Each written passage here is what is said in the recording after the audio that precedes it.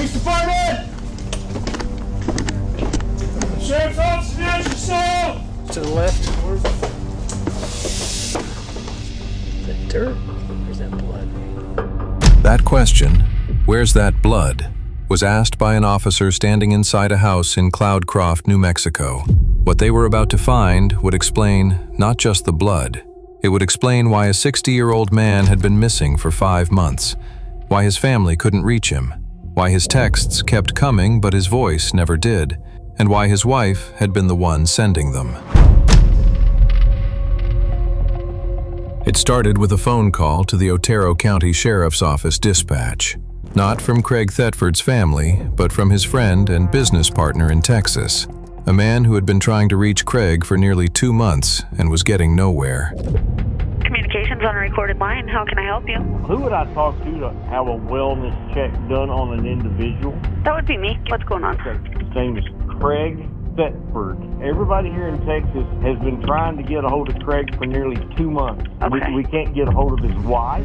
We're really concerned about him because this is not like him. He always answers his phone or calls back. Nobody can get a hold of him. Craig Thatford was 60 years old, a retired roofing business owner who had moved to Cloudcroft, a quiet mountain town tucked inside Lincoln National Forest, with his wife, Dena. He had joined the local volunteer fire department, a man who gave his retirement to his community. He was last seen in January 2025. Officers from the Otero County Sheriff's Office drove to the Thatford property on Heather Way to check on him. Sheriff's office. Sheriff's office.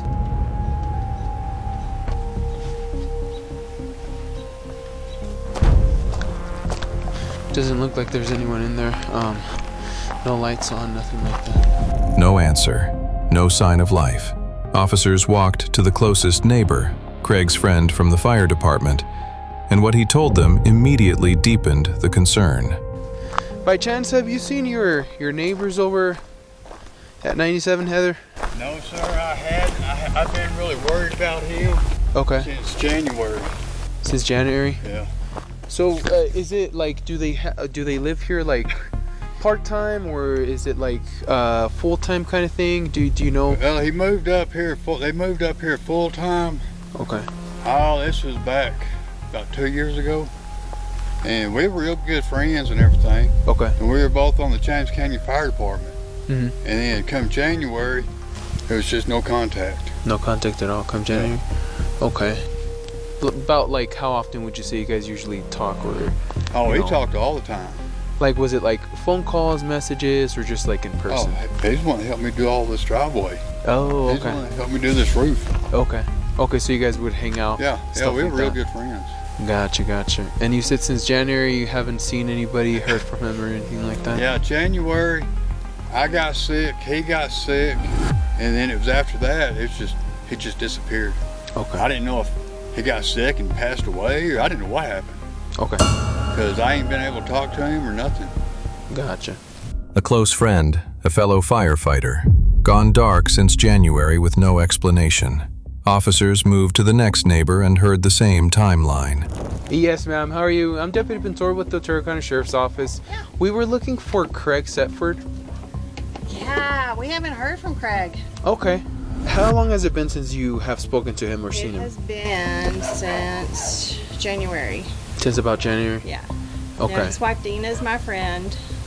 She's in and out from the house down there. Okay. She hasn't really talked to him either, which is weird. And when was the last time you saw Dena here in the area? It's probably been about 3 weeks now. About 3 weeks? Yeah. Gotcha. She's supposed to be Okay. coming to town this week, though. Is everything okay?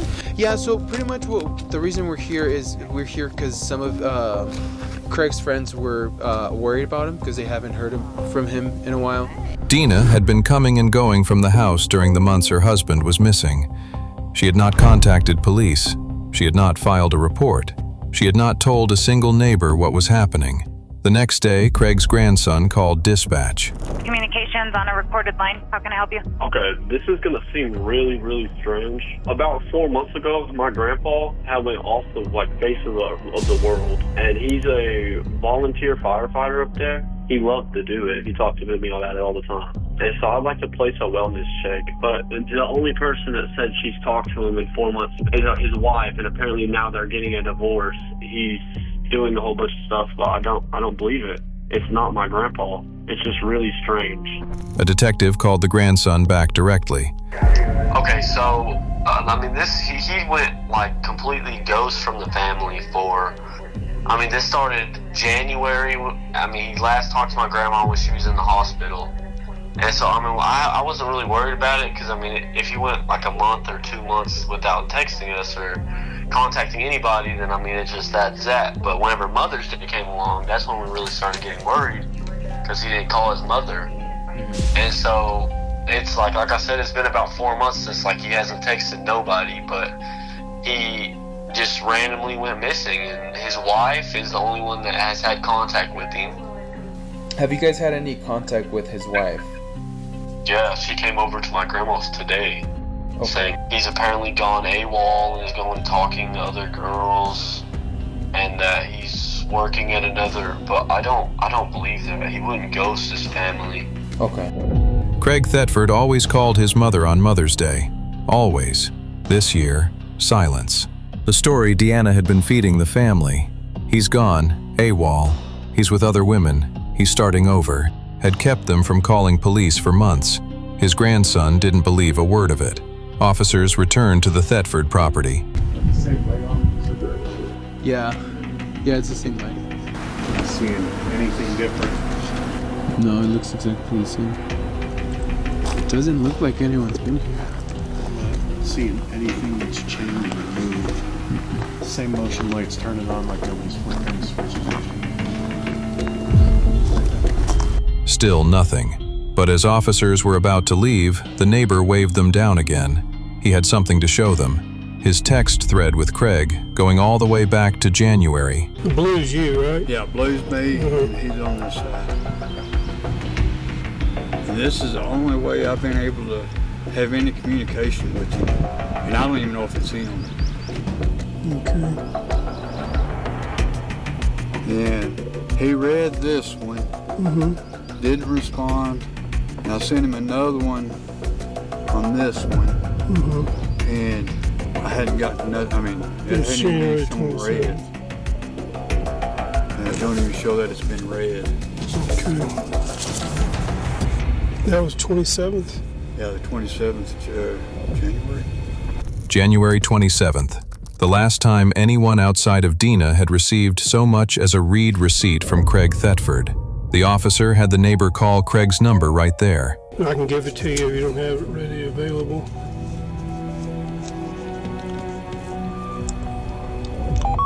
Because if she answers his phone, there's a problem. And if she does answer the phone saying, hey, just hadn't heard from y'all in the vet or whatever, and don't tell them I'm here. It's on speaker.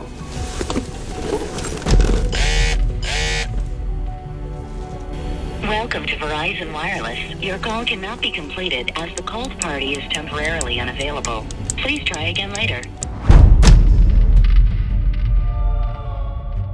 Officers eventually reached Dena by phone, and from the very first words out of her mouth, the story she told was riddled with holes.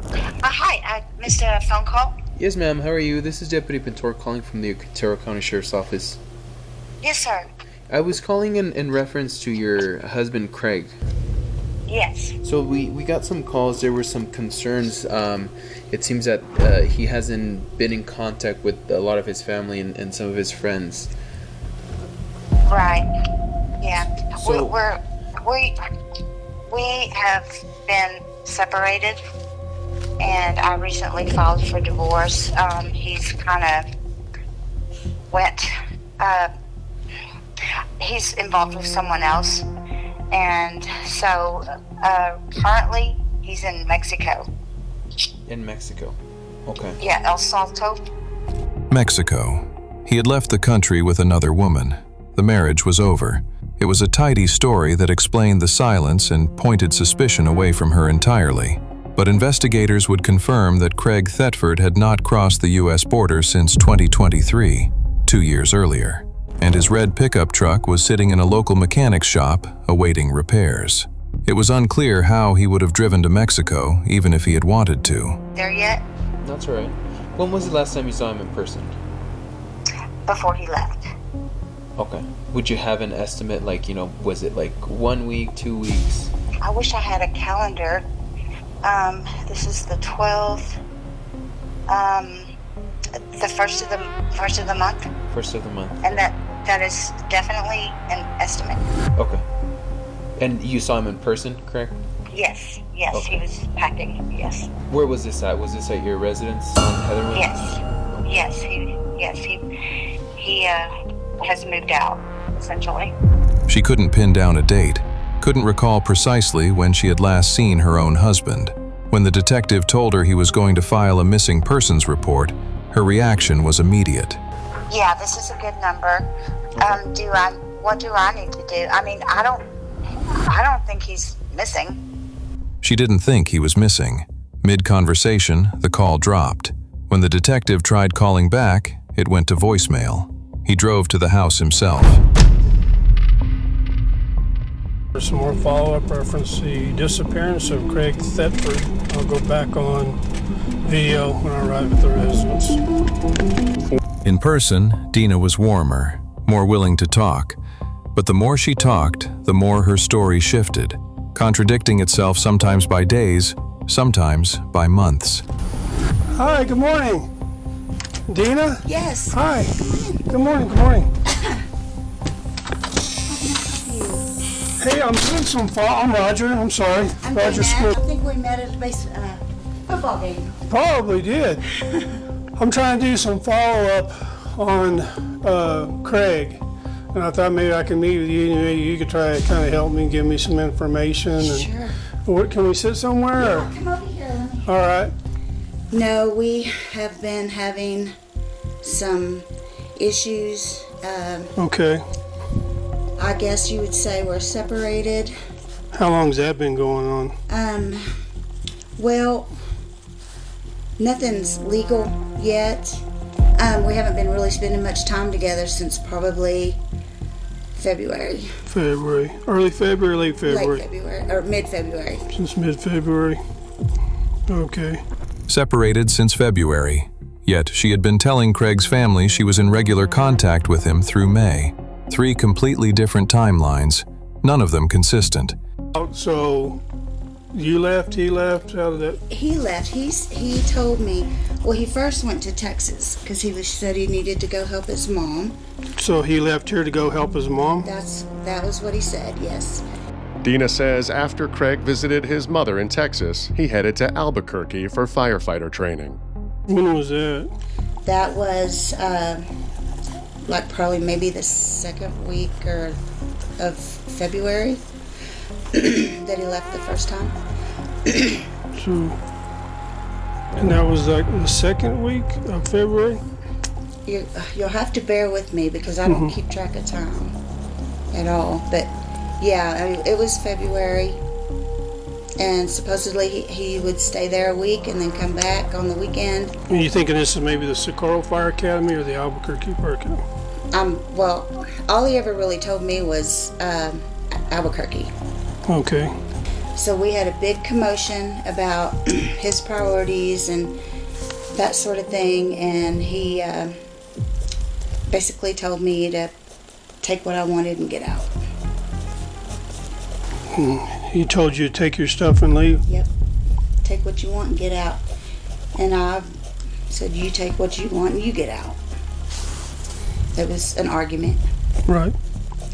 And at that time, it was my mom's birthday. She'd been sick, so I just had it, and I packed my little car and packed a bag and went to my mom's for a couple weeks, maybe a week. Okay. And then this is how it's been. I'm not Was he calling you or y'all texting each He other? stopped talking to me at the fight. When we had the fight, he stopped talking to me. And that was here? Yes, he wouldn't return my text. So now the story had shifted again. They had a fight. He went silent. But then she pulled out something she claimed was Craig's last communication to her, a message written on a whiteboard in the kitchen. Now this there's been several. This is our communication right here for the last 2 months. Okay. And there's been several, but this is now this one is from not like 2 weeks ago. And that I wrote that. That's what. Okay, and you put, please, this is your handwriting and that's his? Yes, because his family's been calling me, where is he? You know, and I'm like, I know as much as you do. Where's El Salto? Mexico. A whiteboard. Craig supposedly told her he was heading to El Salto, Mexico. She had written back, "Please call your family." It looked like evidence that Craig was alive and choosing to stay away. But the detective was already considering the obvious alternative. Maybe Dena had written both messages herself. Then he caught her in something concrete. He asked her one more time when Craig had left the whiteboard message. Let me ask you again, I'm sorry I didn't write down. When did he leave that whiteboard message for you? It was on, well, I went to town on the 28th. Of this month? April. April, yes. April. But earlier in this same conversation, she had said March 28th. The date had shifted by an entire month between the start and end of the interview. The detective noted it silently. Then came the safe. I have an important fact, but I'm hesitant to... Can I say something off the record? Sure. Craig keeps all our money in cash. Okay. So, and I can't get in the safe, so I can't tell you if he took it or if it's there. All the money? This one and this one. Oh, there's 2 of them. Yeah. Well, obviously he was a firearm guy like me. Yes. But I don't have safes like this. So, what's that white stuff? I think it's from when he's moved it. I think it's... Oh, it just got scratched. Yeah, I okay. think it's been... So you don't have the combination for either safe? No. No, I just... You didn't keep it written down anywhere? Or, you don't know? Okay. She had never had the combinations. Craig controlled all of that. But Craig's closest friend had already told detectives something completely different. We was on our way back home, and Craig said, if anything ever happens to me out on one of these calls, Dena has a combination to the safe, and I keep an envelope full of money in it, and that way she can take care of anything. Okay. Craig had personally set up the safe so Dena could get to the money if something happened to him. He had trusted her with that. He had told his closest friend because he wanted someone to know. She told the detective she had never had the combination. A documented lie, on record. 4 days after that interview, the detective returned to the Thatford property. What he found in the front yard stopped him cold. A hole, roughly 4 feet deep, several feet wide. Next to it, a professional backhoe, no operator in sight. I'll take some coffee. What are you putting in the ground? I'm not putting in the ground. I was trying to flatten it. I'm going to roll those rocks back in there. Oh, I saw that metal thing. I thought maybe it was some kind of a holding thing. It's an above ground gardening. Oh, yeah. If Dena's telling the truth, the hole could be for a garden. An above-ground garden bed, 4 feet deep, dug with a professional backhoe, at a house she was supposedly leaving, with a brand new house already purchased in Texas. The detective came inside for coffee, and over that coffee he calmly let her know something. Craig had not crossed the U.S. border. The Mexico story was dead. Pretty good. I like strong coffee. Is there anywhere else you think he could have gone? I mean, I don't see where he's traveled out of the United States yet. I haven't seen anything. You haven't? No. Dena didn't flinch, didn't ask what that meant, showed no concern whatsoever for where her husband might be, if not Mexico. And here is the detail that would later make everyone who reviewed this footage go cold. When that detective was standing at that property, Craig Thatford's body was already there, hidden in the covered shelter beside the house, wrapped in black plastic, blankets and rugs, buried under piles of cardboard and mothballs and a white powder substance. The same materials had been visible in the Bodycam footage from the very first wellness check, sitting right there through every visit, every question, every cup of coffee the detective had ever accepted in that kitchen. He was there the whole time. The detective left with nothing new, just the image of a woman operating a backhoe and calling it gardening. Have it anymore. Yeah, I hear you. You gonna do some above ground gardening? Yeah, that.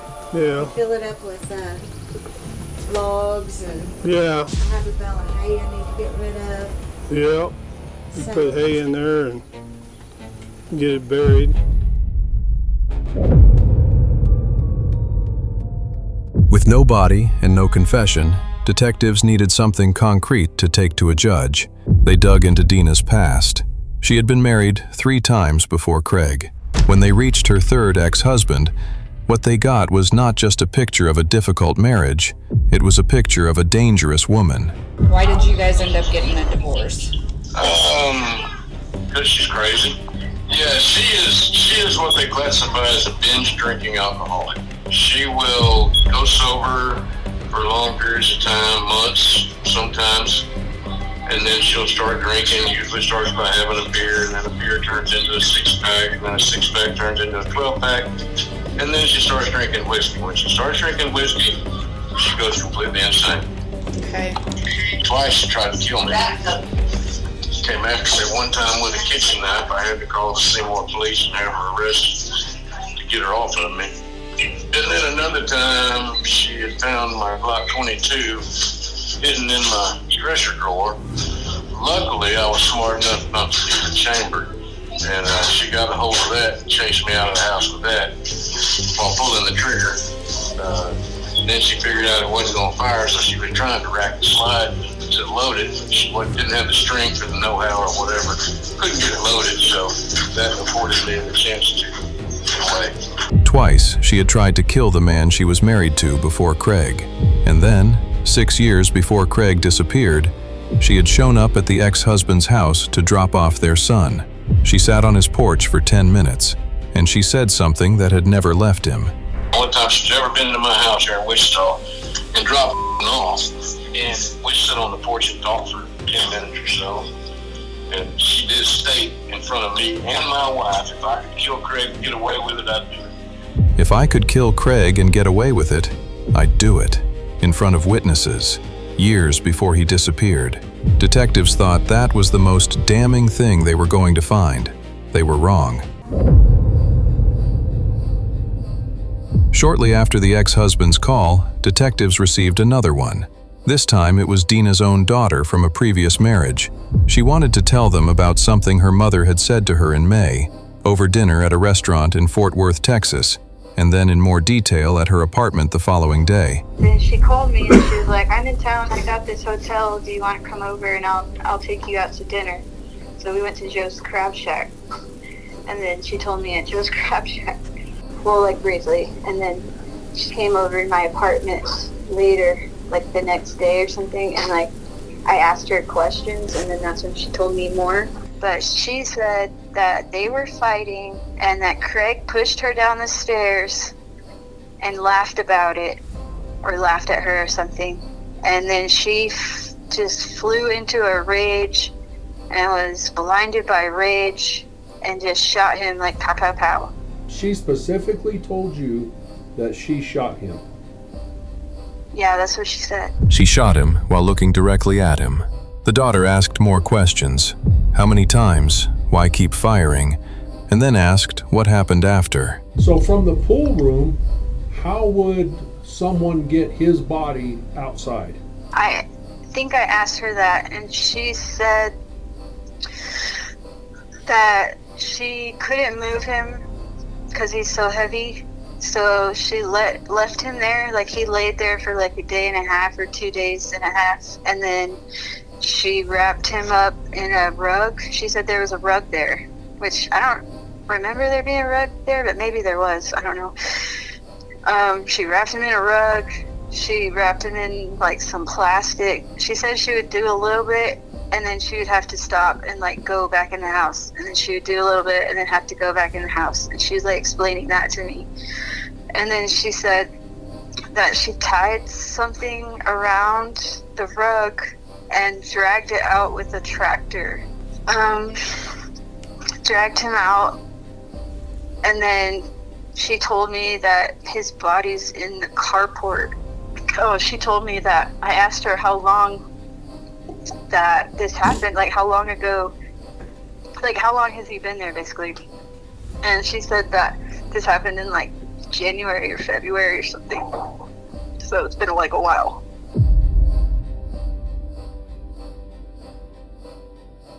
She wrapped him in a rug, tied a rope around it, and dragged him outside with the tractor. Left him on the floor for 2 days first because he was too heavy to move. Did it in stages, a little bit, then back inside, then a little bit more. And then the daughter told the detective where Craig was. January or February. Dena had told her daughter this in May, which meant Craig Thatford's body had been sitting right there at that house for 4 to 5 months. Through every wellness check, through every visit, through every cup of coffee and every careful question the detective had asked over those weeks, the whole time. Did he keep money in the house? Craig? Yes. Yeah, I think the majority of his money was cash. So my mom said that he had like duffel bags full of cash at the house somewhere. Okay. Did she tell you that? She took it. Craig did not deserve that. No matter what she said happened or didn't happen, like Craig was, you know, a pretty decent guy, and he didn't deserve for that to happen. Detectives applied for a search warrant the same day. It was granted. On June 17, 2025, 5 months after Craig Thatford was last seen alive, officers descended on 97 Heather Way. Dena did not answer. They broke the door down. 97 Heather Way on a search warrant. Reference 25 Sam-210 260.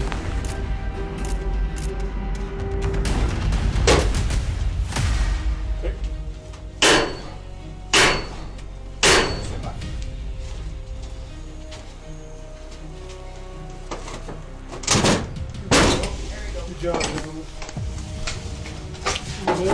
Police Department! Sheriff's Office Natural Cell! Search warrant! Dena was gone. She had fled before the warrant was executed, but Craig Thatford was there. Underneath piles of cardboard, wrapped in black plastic, blankets and rugs, stuffed in garbage bags packed with mothballs and covered in a white powder substance, right where his daughter had said he would be. Officers placed his remains in a body bag and removed them for autopsy. The medical examiner's ruling, 3 gunshot wounds, homicide. Everything Dena's daughter had told them was confirmed, down to where the body was, down to how it had been moved, down to the tractor. Then they opened the safes, the ones Dena said she couldn't access. Okay.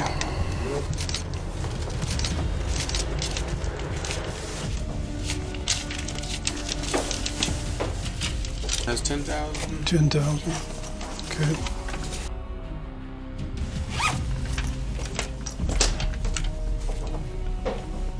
Just want to hold that open real quick. Holy smokes. Is there more? Oh, yeah. Bunch more.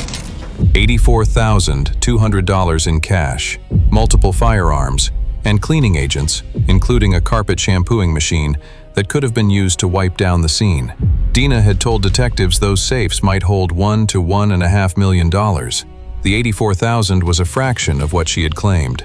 The rest was already gone, spent on the Texas house, spent on the Mustang, spent during 5 months of running out the clock. The dirt? Where's that blood? With Craig's body confirmed and an arrest warrant issued, officers went looking for Dena. She had already fled the Cloudcroft property. They went to her mother's house in Seymour, Texas first. She wasn't there. She's at the house? No. She's not here. She's in Wichita Falls. She was in Wichita Falls, 50 miles further.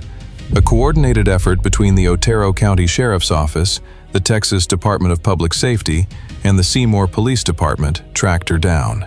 On July 8, 2025, nearly 7 months after Craig Thatford was last seen alive, Dena Thatford was arrested and booked into the Wichita County Jail. A woman from New Mexico remains jailed here in Wichita County for murder. Dena Thatford of Cloudcroft, New Mexico, was booked into jail yesterday and charged with murder and tampering with evidence. She's currently being held without bond. DPS Sergeant Juan Gutierrez says the Texas Rangers were contacted and asked to assist the Otero County Sheriff's Office in New Mexico with locating and arresting a murder suspect. The following day, detectives sat Dena down and gave her one chance to speak. All right, Dena. So, I'm sure you understand why we're all here? Yes. Did you get a copy of your arrest warrant No, yesterday I haven't gotten when a you were copy picked yet. up? Anything by anybody, anywhere. Okay. And I'm just gonna tell you right now, I'm gonna need a lawyer. Okay. And that's as far as I'm gonna go. After 5 months of elaborate stories, contradictions, and misdirection, she was done talking. She asked for a lawyer immediately. That was all she said. Cloudcroft woman was arrested in Texas last week and charged with murdering her husband. According to a criminal complaint, family members of Craig Thatford reached out to police after not hearing from him in months. His wife Dena Thatford told police that he had crossed the border into Mexico for a fishing trip, but investigators later determined this to be a lie. Craig's body was found in the carport, wrapped in plastic and covered from sight. He appears to have died from 4 gunshot wounds. Multiple tips came into police from people who had said that Dena had admitted to shooting and killing him during an argument. She was taken into custody in Texas, where she had recently made a cash offer on some property. Dena Thatford was charged with first-degree murder, tampering with evidence, and forgery. The forgery charge was tied directly to the month she had spent impersonating Craig, sending fake text messages in his name, writing on his Facebook as if she were him, forging his signature on documents. On June 2, 2026, she appeared before Judge Stephen P. Ochoa and changed her plea, guilty to second-degree murder, tampering with evidence, and forgery. Sentenced immediately, 18 years in the New Mexico Department of Corrections. The district attorney, Ryan Suggs, addressed Craig's family afterward. There was no stone left unturned in this investigation. Through their dedication and tireless efforts, we were able to bring closure and justice to the family of Craig Thatford, who spent more than 5 months searching for answers while being repeatedly deceived about his whereabouts. But Craig's family was not finished. They filed a civil, wrongful death lawsuit against Dena Thatford. A Texas jury heard the evidence. 5 months of lies, fabricated texts, forged signatures, and Craig's money spent while his body lay hidden 30 feet from the front door. The judgment? $143 million.